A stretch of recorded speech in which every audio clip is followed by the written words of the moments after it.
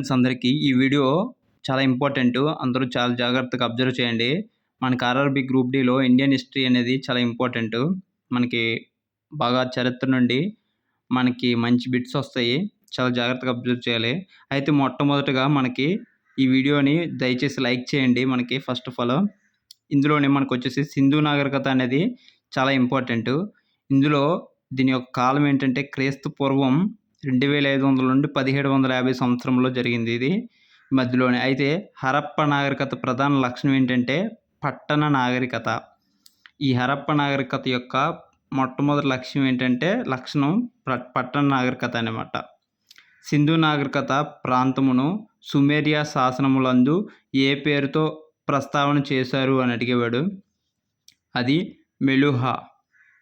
సింధు ప్రజలు ప్రముఖంగా ఆరాధించిన దైవం ఏంటి అని అడిగాడు. ఇది కూడా చాలా ఇంపార్టెంట్ బిట్టు. అమ్మ తల్లి చాలా ఎగ్జామ్స్లో యూజ్ అవుతుంది. ఇది కాంపిటేటివ్లో. సింధు ప్రజలకు ఏ లోహం గురించి తెలియదు. ఇవి 4 ఆప్షన్స్ ఇస్తాడు. వాటిలో మనకి ముఖ్యంగా తెలియని వాటి గురించి అడుగుతాడు, తెలిసింది ఏంటి అని అడుగుతాడు. వీళ్ళకి తెలియనిది అయితే ఇనుము. చాలా జాగ్రత్తగా గుర్తుంచుకోవాలి. సింధు నాగరికతకు హరప్ప నాగరికత అని పేరు ఎవరు పెట్టారు? ఇది కూడా చాలా ఇంపార్టెంట్. సర్ జాన్ మార్షల్ ఈ బిట్ బాగా గుర్తుపెట్టుకోండి. ఋగ్వేద కాలంలో ప్రధాన దేవత ఎవరు అంటే ఇంద్రుడు. ఋగ్వేద కాలంలో ప్రధాన దేవత ఎవరు అంటే ఇంద్రుడు. నెక్స్ట్ వర్ణ వ్యవస్థ గురించి మొదటగా ఎక్కడ కనబడింది అని అడిగాడు. ఋగ్వేదము నందలి పురుష సూక్తమునందు. ఇది కూడా చాలా ఇంపార్టెంట్ బిట్టు. గౌతమ బుద్ధుడు ఎక్కడ జ్ఞానోదయమును పొందెను అని అడిగాడు. బుద్ధగయలోని జ్ఞానోదయం పొందాడు. నెక్స్ట్ గౌతమ బుద్ధుడు తన మొదటి ప్రబోధం ధర్మచక్రవర్తమును ఎక్కడ చేసెను అని అడిగాడు. సార్నాథ్ నందున జింకల వనములో. ఇక్కడ జింకల వనములో. ఇది ఎక్కడో కాడ ఒక కీ పాయింట్ గుర్తుపెట్టుకుంటే మనకి బిట్టికి గుర్తుండిపోతుంది. జింకల వనము అనేది ఒకటి గుర్తుంటే ఆటోమేటిక్గా సార్నాథ్ అనేది ఆప్షన్లో మనకు తెలిసిపోతుంది.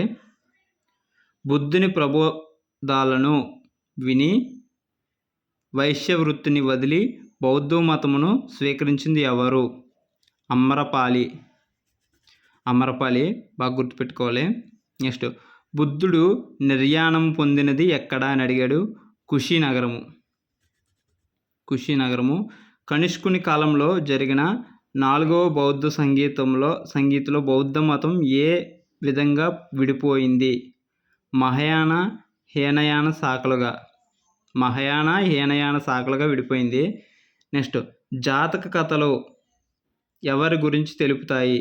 బుద్ధ భగవాను పూర్వజన్మల గురించి తెలుపుతాయి. చాలా ఇంపార్టెంట్ బిట్టు. జాతక కథలు ఎవరి గురించి తెలుపుతాయి అంటే బుద్ధ భగవాన్ని పూర్వజన్మ గురించి తెలుపుతాయి. బౌద్ధ పీఠికలు ఏమి తెలుపుతాయి? బౌద్ధ పీఠికలు ఉంటాయి కదా, అవి ఏమి తెలుపుతాయి అంటే అభిధమ్మ పీఠిక తార్కిక మరియు దార్శనిక అంశాలపై సమాచారం ఇస్తుంది. వినయ పీఠిక బౌద్ధ సన్యాసులు పాటించవలసిన గుణాల సూత్రముల గురించి తెలుపుతుంది. సుత్త పీఠిక బౌద్ధమత సూత్రాలపై సమగ్ర సమాచారం తెలుపుతుంది. ఇవి మనం చాలా జాగ్రత్తగా గుర్తుంచుకోవాల్సిన బిట్లు అన్నమాట. ఆంధ్ర ప్రాంతంలో ఎక్కడ బుద్ధుని అస్థికలపై స్తూపం నిర్మించారు అని అడిగాడు. ఇది వచ్చేసి మనకి బట్టిప్రోలు. గుర్తుపెట్టుకోండి, బట్టిప్రోలు. నెక్స్ట్ ఇక్కడ మనకు వచ్చి ఆర్యులు వాళ్ళ యొక్క కాలంలో వాళ్ళ యొక్క పనులు ప్రతిపాదించిన వారు.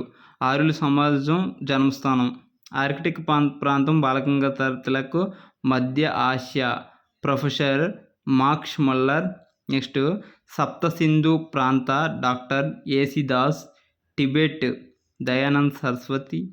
Next Austria Hungary professor Macdonald మరియు గిబ్బే. నెక్స్ట్ జర్మనీ మైదానాలు ప్రొఫెసర్ పెంకా.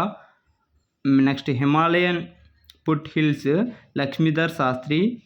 అండ్ దక్షిణ రష్యా పిక్ గోస్ and Nehring Gordon Childe. Siberia J D Morgan. వీళ్ళు వాళ్ళ యొక్క ప్రతిపాదనలు అన్నమాట అవి. నెక్స్ట్ త్రిరత్నములు ఏ మతానికి సంబంధించినవి అని అడిగాడు. ఇది జైన మతము. ఇది జైన మతం పోషించిన మొదటి చక్రవర్తి చంద్రగుప్త మౌర్యుడు. జైన మతం సంబంధించి ఎవరంటే చంద్రగుప్త మౌర్యుడు. జైన మత సాంప్రదాయం ప్రకారం జీవితం చివరిలో చివరి ఉపన్యాసం ద్వారా లేదా నదిలో దూకి చనిపోయిన వాళ్ళు ఎవరంటే సల్లేఖనము. బౌద్ధ మతంలోని మాధ్యమిక శాఖను ప్రతిపాదించింది ఎవరు అంటే నాగార్జునుడు. విదేశీ రాజు అయిన మీనాండర్ ఎవరి ప్రోద్బలంతో బౌద్ధ మతం స్వీకరించాడు? నాగసేనుడు అన్నమాట. మొదట జైన మత సమావేశం ఎక్కడ జరిగింది? పాటలీపుత్రం. జైన మత గురువులను ఏమని పిలుస్తారు? ఎగ్జాంపుల్ ఎస్ఎస్సిలో కూడా అడుగుతుంటాడు, తీర్థంకర్లు. RRB, next railway group D అనే కాకుండా భాగవత మతం గురించి తెలిపే మొదటి జ్ఞానం శాసనం ఏంటంటే బేప్నగర్. భాగవత మతంను అవలంబించిన మొదటి విదేశీయుడు